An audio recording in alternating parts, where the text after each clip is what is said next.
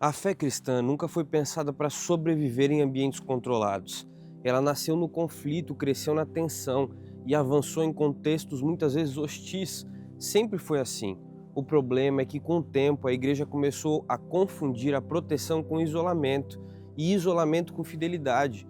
Mas o evangelho não cresce no silêncio, ele cresce no encontro. Atos capítulo 17 nos leva exatamente a um ponto de tensão. Não um templo, não uma sinagoga, mas uma cidade, a cidade de Atenas. O centro intelectual do mundo antigo, o berço da filosofia, era a capital das ideias, uma cidade que respirava o pensamento crítico. Atenas não era ignorante, era sofisticada, não era vazia de espiritualidade, era excessivamente espiritual. E é ali que Paulo chega. O texto diz algo que revela o coração missionário dele. O seu espírito se revoltava com tudo que ele via. Isso não é ódio, não é desprezo, é um zelo. Paulo não passa indiferente pela idolatria, mas também não reage com agressividade. E esse equilíbrio é muito raro porque existem dois extremos que são perigosíssimos: o cristão que ataca tudo que vê e o cristão que não se incomoda com nada.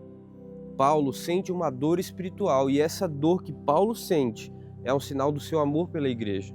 A missão começa quando o coração ainda é afetado, quando a idolatria ainda dói, quando o engano ainda incomoda, quando a perdição ainda pesa. Mas note algo aqui: Paulo não começa protestando, ele começa dialogando. Ele vai à sinagoga, vai à praça, vai onde as pessoas estão. A missão, ela não espera um convite, a missão percebe o movimento e age. Ali Paulo começa a conversar com eles, não a gritar, não a se impor, mas a conversar. Alguns filósofos o escutam, epicureus, estoicos, gente inteligente, gente crítica, gente treinada para desconstruir discursos. E eles dizem: o que quer dizer esse tagarela aí? O que será que ele quer dizer? Outros dizem: parece um pregador de deuses estranhos. Mas isso aí revela algo muito importante para nós. O evangelho não passa despercebido. Quando não há reação nenhuma, talvez não haja mensagem nenhuma. Paulo aqui não é ignorado, ele é levado ao Areópago. E o Areópago não é um púlpito religioso, é um tribunal cultural, principalmente naquela época. É um espaço de validação intelectual. Ali se decidia se uma ideia merecia existir, e Paulo agora está ali, sem uma plateia favorável, sem uma linguagem comum, sem símbolos compartilhados. E esse é o verdadeiro campo missionário. Então, nesse campo missionário, Paulo faz algo genial. Ele começa com a observação, não com a acusação. Ele diz o seguinte: vejo que em tudo vocês são bastante religiosos, com base na observação que ele tinha feito andando pela cidade. Paulo reconhece a busca antes de corrigir o erro. Isso é maturidade espiritual. Ele não nega a sede, ele aponta a fonte. E então ele menciona o altar ao Deus desconhecido. Aqui está o ponto-chave, porque Paulo ele não começa destruindo o altar, ele começa usando o altar como uma ponte. Isso é uma missão contextualizada, não é relativizar a verdade tentando alcançar algo, é comunicar a verdade de forma compreensível àqueles que estão ouvindo. Atenção captada, uma ponte estabelecida. Paulo apresenta agora um Deus que não depende de templos, não cabe em imagens e não pode ser manipulado por nós. Ele confronta a idolatria, mas com inteligência espiritual.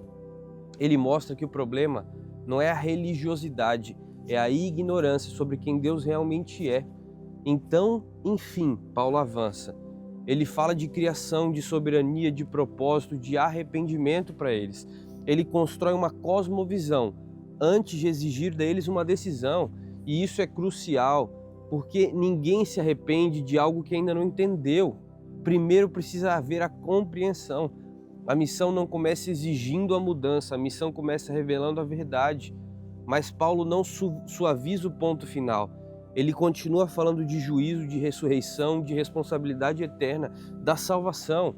E aí o Areópago se divide, sempre acontece. Alguns zombam, outros adiam, mas alguns creem. E aí que é importante, porque esse texto liberta a igreja de uma pressão falsa, a pressão de que nós precisamos convencer todo mundo. Paulo não mede o sucesso pelo aplauso, ele mede pela fidelidade. E isso é fundamental para nós como igreja hoje. Nós vivemos no nosso próprio Areópago. Nós vivemos com as redes sociais, universidades, o ambiente profissional, a cultura digital, cheio de deuses desconhecidos. O sucesso, a performance, a autoimagem, a produtividade, o dinheiro, o prazer. Altares modernos, espiritualidade fragmentada, esse é o nosso mundo, esse é o nosso Areópago, é a nossa convivência, e muitos cristãos erram de duas formas aqui. Ou atacam a cultura sem entendê-la, ou eles se diluem nela por medo. Paulo não faz nenhuma dessas duas coisas. Ele entra, observa, discerne e então anuncia. A missão no Areópago exige três coisas aqui: sensibilidade espiritual, inteligência cultural e fidelidade doutrinária. Sem isso, nós viramos apenas barulho. Talvez Deus não esteja chamando você para fugir de Atenas. Talvez Ele esteja chamando você para falar em Atenas.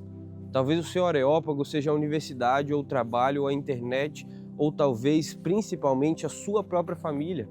Deus não te colocou aí por acaso. No fim do capítulo 17 de Atos, Ele nos lembra: o Evangelho não precisa ser protegido da cultura, ele precisa ser anunciado em meio à cultura.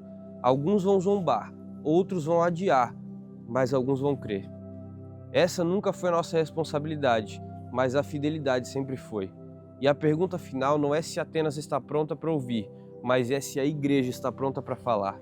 Com coragem, com sabedoria, com verdade, com amor. Será que nós estamos prontos para anunciar? Porque a missão continua e o Areópago mudou de endereço, mas Deus continua sendo o mesmo, desde o princípio. O Deus que ajudou Paulo a pregar no Areópago vai ajudar você a pregar nas redes sociais, na sua universidade, no seu trabalho e para a sua família. Se você crê nisso, digita aqui embaixo um amém e compartilhe esse vídeo para que essa mensagem possa chegar para ainda mais pessoas. E eu te vejo no próximo vídeo.